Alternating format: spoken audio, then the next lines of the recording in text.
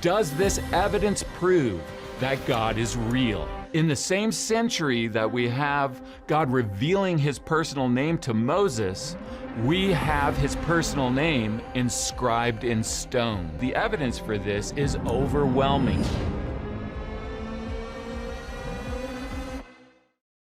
This is really incredible. Expedition Bible gives an amazing evidence that will blow your mind. It's titled, "This Will Convince You That God is Real." And Expedition Bible is absolutely amazing. Highly recommend you to go subscribe to his channel because he goes around the world finding things from archaeology that proves the existence of God. It proves that the Bible is historically reliable. So let's get into it, guys. The entire video will be in the description below. The big problem with man is that all men die. And so the generations come and go from the historical record. But with the God of the Bible, we have someone who is unique in the historical record. We have an immortal historical figure. And so his life goes on through all generations. And so in Exodus 3:15, after God reveals his personal name, he says, "This is my name forever, the name you shall call me from generation to generation." And this statement can be tested through archaeology. Is there evidence that God has been known by the same name from generation to generation down through human history? The evidence for this is overwhelming. We couldn't possibly cover it all in this video. So what I'm going to do is I'm going to take what I consider to be the 5 most significant evidences for the enduring name of God. And then we're going to look at the question, does this evidence prove that God is real?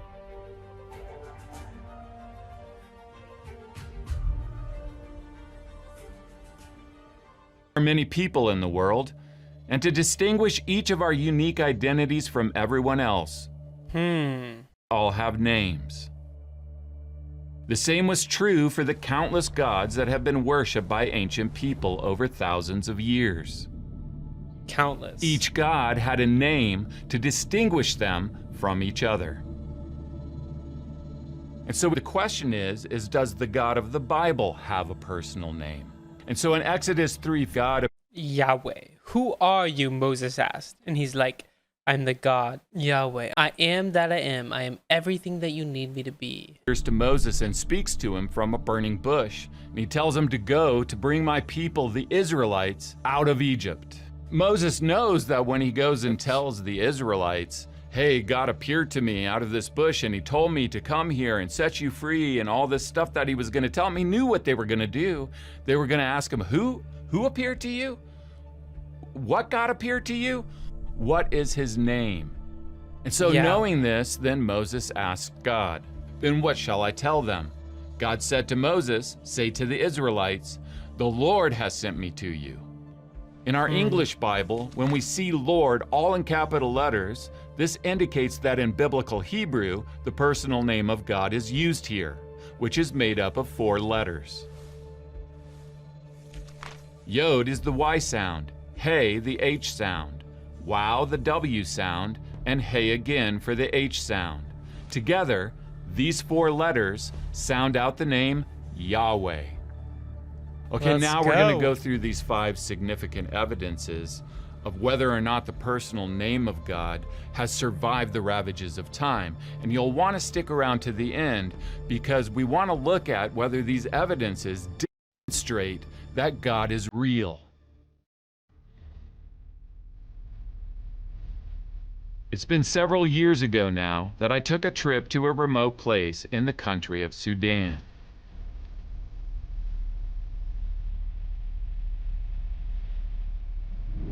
I was able to find a driver with 4-wheel drive and camping gear, and after 3 long days we finally approached the ruins of the temple at Soleb. This is so cool.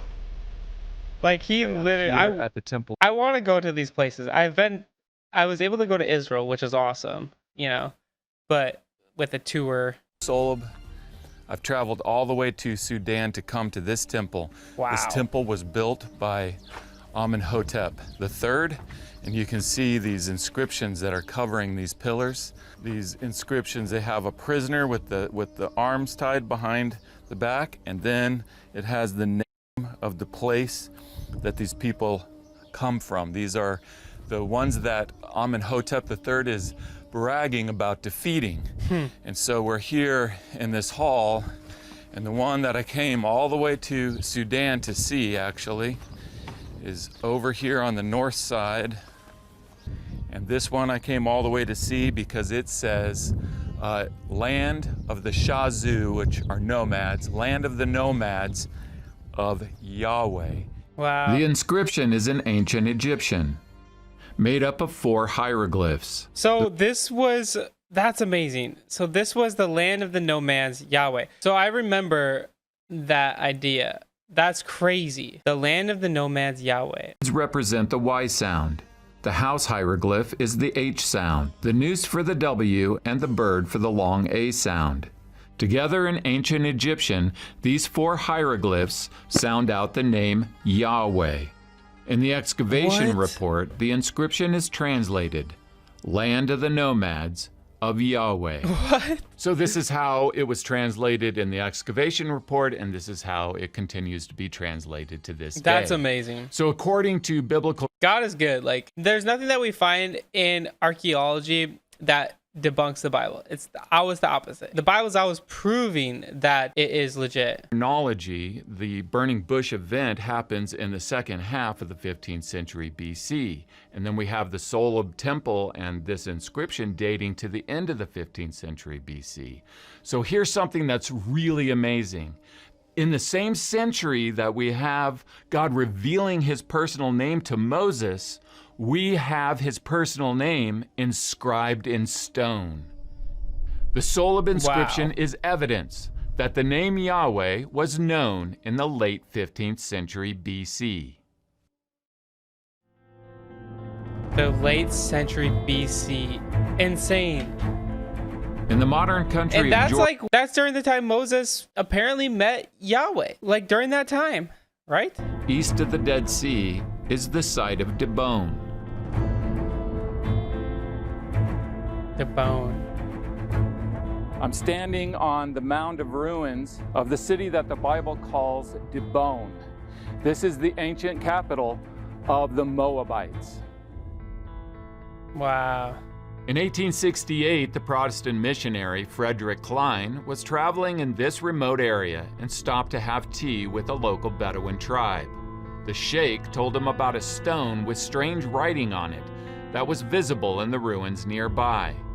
So Klein was taken somewhere up here on the Acropolis of the site, and he was shown this huge granite slab with an inscription facing the sky. Since 1873, the Moabite stone has been on display in Paris at the Louvre Museum. This is the Moabite stone? is the Moabite stone. So this inscription dates to the 9th century BC. It begins by saying, I am Mesha, son of Chemosh, king of Moab. In the Bible, in 2 Kings 3:4, it mentions Mesha, king of Moab.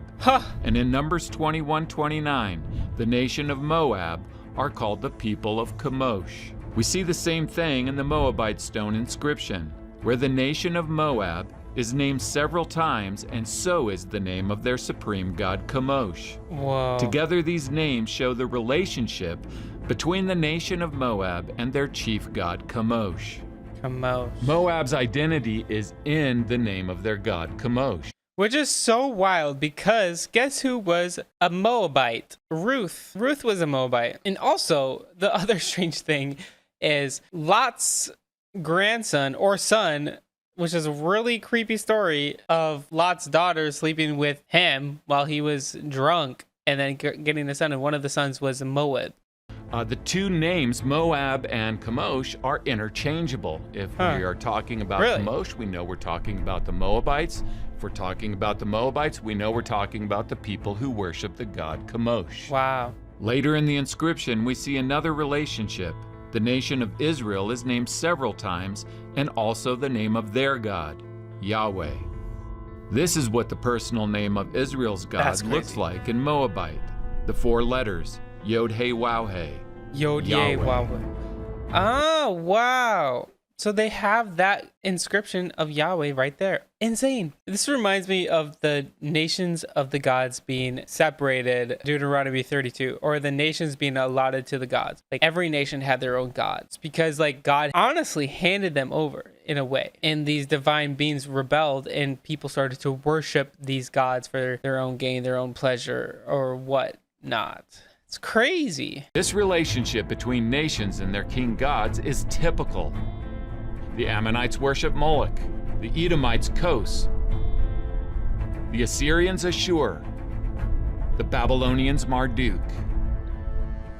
The Moabite stone is the oldest inscription that has both the name Israel and Yahweh together in the same inscription.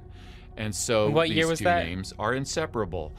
This is how we know that Yahweh is the God of Israel and the Israelites are the people of Yahweh.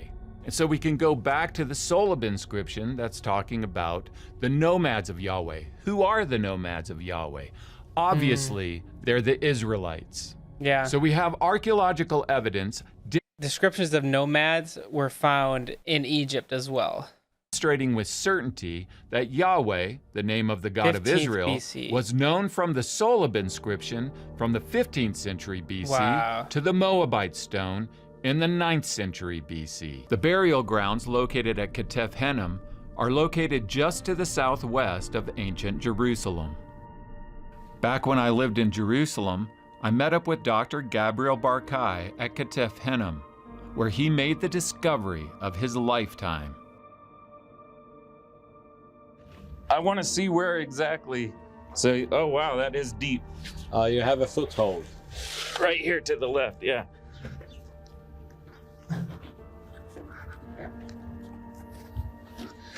Okay, Dr. Barkai. Yeah. So where in here did you find those Close scrolls? to the bottom and in the inner side. The inside back, all the way Yeah. back here? In the back corner of this chamber, Barkai's team discovered two small silver scrolls. Whoa. It was a plaque of silver which was rolled around itself about 6 times, and when it was unrolled, it was showing to be covered densely with ancient Hebrew characters. It was inscribed 19 lines of writing in minuscule Hebrew characters. The first word which I deciphered at the opening was the name of the Lord. Yud Hey Vav Hey. This is the private name of God which appears whenever the English version has the word the Lord in the Hebrew Bible. In 2 Kings 21:7, God says, "In Jerusalem I will put my name forever." Now we have, through archaeology, the divine name discovered in the city that bears his name. So the first time we have the owner of the temple, the dweller of the temple of Jerusalem, found in Jerusalem itself. Later on we discovered that there are several more appearances of the name of the Lord on that piece of silver. The first silver scroll reads, "Bless you, Yahweh, and keep you. May Yahweh shine his face upon you and be gracious to you." That's the most famous verse ever. Numbers 6:24 through 26. Yeah, and it says, I remember when you read it in English, it says, "Lord, may the Lord bless you and keep you. May Yahweh shine his face upon you and be gracious to you." Wow. And the smaller scroll is translated, "Bless you, Yahweh, and keep you. May shine Yahweh his face upon you and give you peace." These silver scrolls date to the 7th century BC, and so we see that God's name is known, just as he said, from generation to generation down through history, and that his name is known by the Egyptians, the Moabites, and of So we have the Egyptians, the Moabites, and then course, the Israelites themselves. the Israelites themselves. Amazing, amazing evidence, guys. That is spectacular. Oh man, the Qumran In Caves. the winter of 1947, along this rocky ridge, just to the west of the Dead Sea, a Bedouin shepherd made the initial discovery of what would become known as the Dead Sea Scrolls. Along this ridge line here, a series of 11 Dead Sea Scroll caves have been found.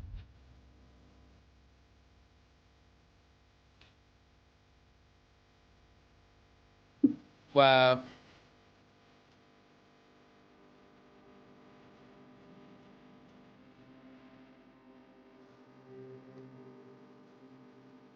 For many years, I have been exploring the Dead Sea Scroll caves and visiting museums where some of the scrolls found in these caves are on display.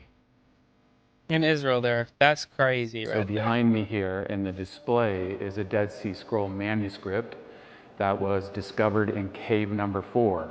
This copy dates to 125 BC. The Dead Sea Scrolls were 125 written and copied by Jews, and BC. Jews are the remnant of Israel.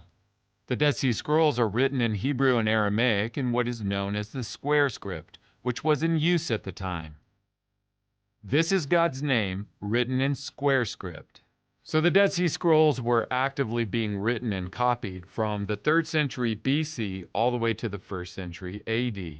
And so we have archaeological evidence of the personal name of God being preserved hundreds of times in the Dead Sea Scrolls over the course of about 400 years. Therefore, the archaeological evidence confirms that God continued to be known by the divine name over 4 more centuries, from the 3rd century BC to the 1st century Wow. AD. So after the Dead Sea Scrolls, we have an overwhelming amount of evidence for God's divine name continuing to be known from generation to generation. So I'm going to skip through all that, and I'm going to go to the 5th evidence, and that is the evidence that Jews still know God in the current generation by his divine name. So I'm just looking at a few of the standard Jewish Bibles. This is what's called the Stone Edition Tanakh, which is used by a lot of Orthodox Jews. And then the most widely used Hebrew English Tanakh is the JPS, because it's the Jewish Publication Society. So if I take this and I simply turn over to Exodus chapter 3, where God reveals his name to Moses, then we see here in the Hebrew, in the square script, the name of God in the 4 Hebrew letters. This is significant because we see in this evidence that Jews in the current generation still know the God they worship by the same personal name that was revealed to Moses over 3,400 years ago. We see without doubt that God has been known by his personal name from the 15th century BC all the way up until present day. And so the statement that he makes about his name Yahweh in Exodus 3:15, that by this name he would be known forever from generation to generation, is proven through the evidence to be absolutely true. Now that we've... So amazing. Expedition Bible needs to go on like Joe Rogan's podcast, Sean Ryan's podcast. That would be so cool. He would do an amazing job pointing to the historicity of Jesus Christ, pointing to the historicity of the Bible and how it's reliable. Amazing. Well, anyway, guys, shout out to Expedition Bible. Go watch the rest of the video. It will be in the description below. Totally worth it. And always remember, guys, Jesus loves you. He has an amazing plan for your life. And I encourage you to trust in him each and every day. All right, guys, have an amazing day and God bless.